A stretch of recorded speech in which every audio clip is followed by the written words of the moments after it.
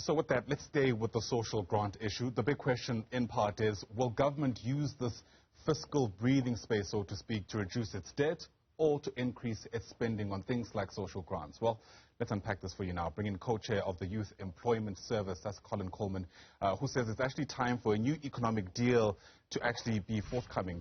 Colin joins us now via our video link. And it's great to have you on the program, sir. Thank you so much indeed for making time. A lot of talk around this windfall that we're receiving from the commodity price environment. Unexpected in some respects, but it does raise questions about how the finance minister should respond to it. I want to take time by just referencing the speech from then Minister Tito Mboweni this time last year, who said in part that government remains adamant that fiscal prudence is the best way forward. Given this windfall, do you think that still is a solution? Let me just start by saying the commodity boom that we're experiencing, which should bring in tax revenue of about 200 billion rand more than anticipated when the minister last spoke, is part of a structural phenomenon that is led by the climate change process, where industrial economies, developed economies, in particular China and the United States, are refitting their economies in energy, industrial processes, telecommunications, and so on, for climate change. And therefore, this is not going to be a once-off phenomenon. This is going to be a multi-year phenomenon of commodity prices and demand effectively pushing commodity exporters like South Africa to have very good export revenues and through it taxes. So I think that provides what we economists and business people will call fiscal space to effectively engineer an economic stimulus that deals with the real economy. Remember, this budget can be designed to effectively impress financial markets, and I've been in financial markets for most of my working life, 25 years on Wall Street, or it can effectively be focused on the real economy.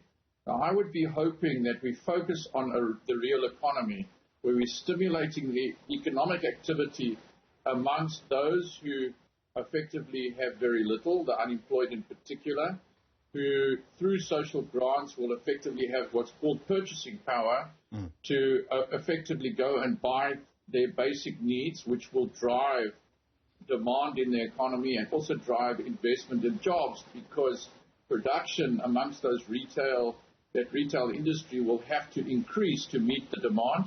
Secondly, you will have to have a form of stimulus amongst micro businesses, those people in the townships driving small businesses, where grants can have a huge effect. In other words, 5,000 rand per business type thing.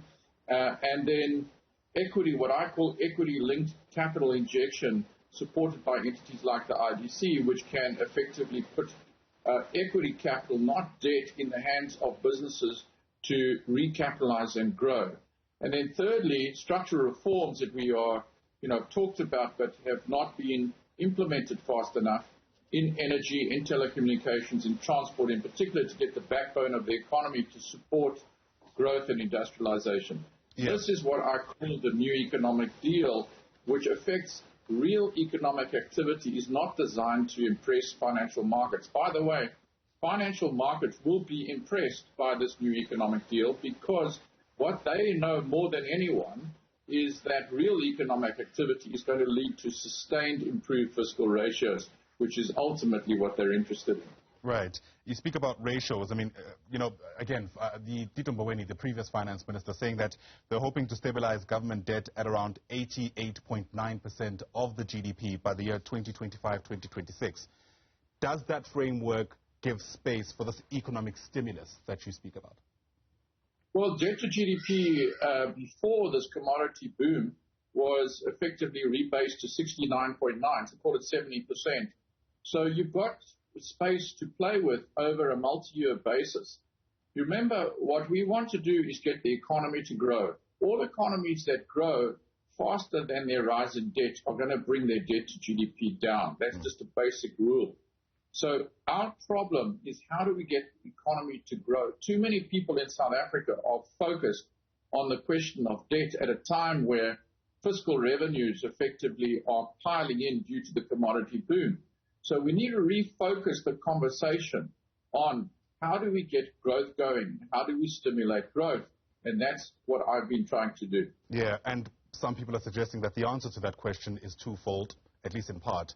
It's about creating jobs and, improving this purchasing power that you've just spoken about. I mean, the latter sounds to me that you also need to ensure that you're controlling the inflation rate in this country.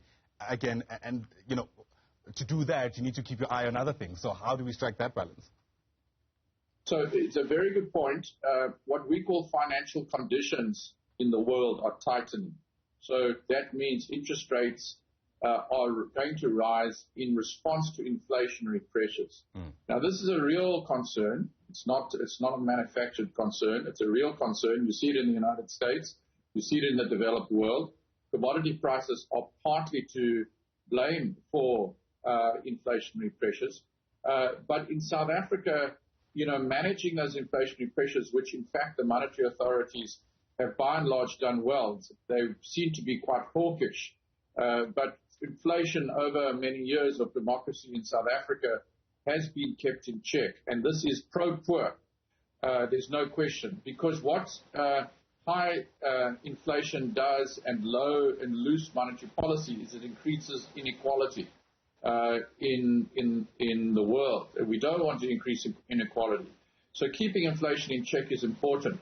So I'm not one of those people that say you should have loose monetary policy. I think you need to have monetary policy that is balanced, not overdone to kill off growth, okay? Because we, again, need to see growth rise. But there is much room for us to effectively tighten the management of the economy, tighten the management of the state, become much more efficient. Just one example, in education, the literacy rate in South Africa is not reflective of the fact that we invest hugely in education as a percent of GDP, yet our literacy rate is lower than other emerging markets for like investment. So we need to get much more efficient in the state.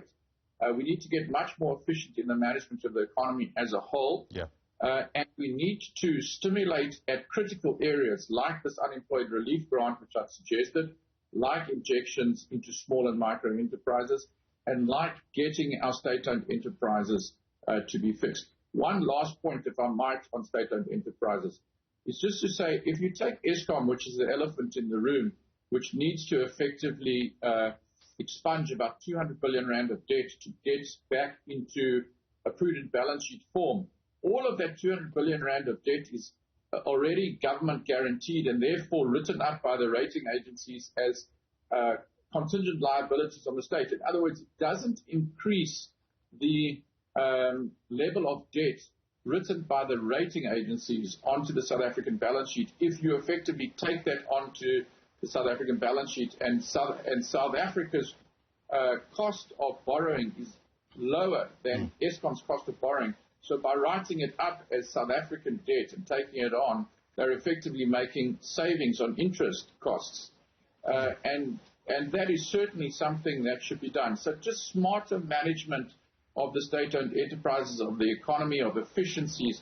We've got a lot of room we can work with. Yeah, plenty to be said about the ROI on money being spent on these SOEs. But a quick one from you, Colin. You've mentioned this unemployment relief grant that you think should be introduced as part of this economic stimulus that's focused on the real economy. Speak to us about where this grant should be placed, and by that I'm asking essentially how much it should be, keeping in mind that often a lot of the support for any kind of grant has been based on this idea of the multiplier effect. People will get money, they'll be able to spend it, and that will generate some kind of activity, and hopefully there'll be economic growth from that. So with that in mind, how much should this grant be, roughly speaking? Well, let's just say the horse is bolted on this one because the State of the Nation, the President said it would be 350 Rand. But if I could wave my magic wand, and I've certainly communicated this to the public at large and to the authorities, it should be somewhere more than double that. It should be about 800 Rand a month. Why? Because that's a level of impact in terms of purchasing power that would really strike home in the economy, and it's a level of affordability. It's about, so the 350 Rand grant is going to cost about 40 billion. the 800 Rand grant would cost about 120 billion across the 12 million unemployed. So, an incremental, 70 billion or so would be 70, 80 billion is what the incremental cost would be. But bear in mind that we've got about 200 billion Rand of extra commodity revenues to play with. So I think this is a very high form of return. Why do I say that? Because with 800 Rand a month in the hands of 12 million people, remember, it's 12 million people who are unemployed and 14 million people who are employed, an unemployment rate of 46%. So you're talking about almost half the country. With half the country having 800 Rand a month, or effectively 450 Rand more than they will have in the next 12 months, they would have much more disposable income for doing certain things. One is buying food, clothing, and other items that they buy. And then secondly, effectively using savings, and there are lots of stories of savings being used to start small hawker shops, businesses, and so on. Right. And that generates its own activity in terms of job creation. But the purchasing power will drive the food companies, the retail companies on the board of Foschini Group, for example. Right. And it's very clear, many of these companies will have to start new production capabilities to deal with that demand, which means more investment, more jobs, more permanent jobs, feeding this demand in the local economy. And that's why this base income grant type of conversation is too shallow when referred to just it's a social welfare. Absolutely. No, it's a stimulus to the whole economy. Absolutely. So much to consider in the lead up to 2 o'clock. Colin, thanks for your take. Really do appreciate it. Colin Coleman is the co-chair of the Youth Employment Service. Once again, thanks very much indeed for your time.